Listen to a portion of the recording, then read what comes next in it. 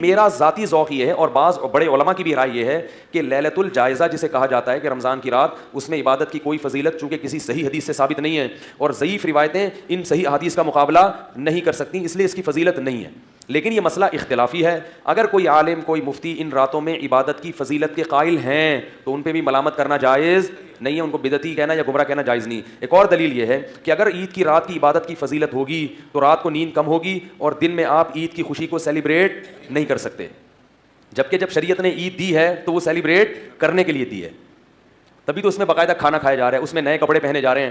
اگر پوری رات عبادت میں گزرے گی تو صبح کیا ہوگا؟ عید کی رات کو بھی تھکے تھکے ہوگے، یعنی عید کی نماز میں بھی مل بھی صحیح طریقے سے نہیں رہے ہوگے.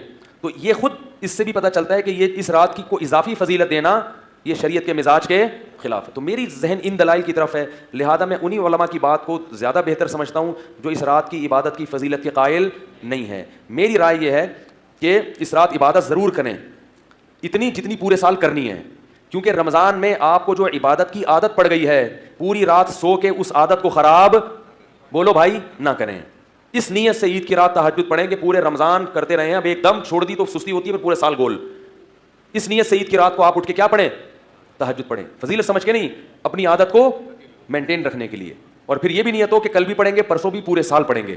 آئی بات سمجھیں؟ تو اس لیے میری رائے میں اس کی کوئی الگ سے فضیلت نہیں ہے، لیکن ساتھ ساتھ میں یہ بھی کہتا ہوں کہ جو علماء اس کی فضیلت کے قائل ہیں تو ان پہ انگلی اٹھانا، ان پہ طنز کرنا، ان کو بدعتی سمجھنا یہ بھی جائز نہیں ہے.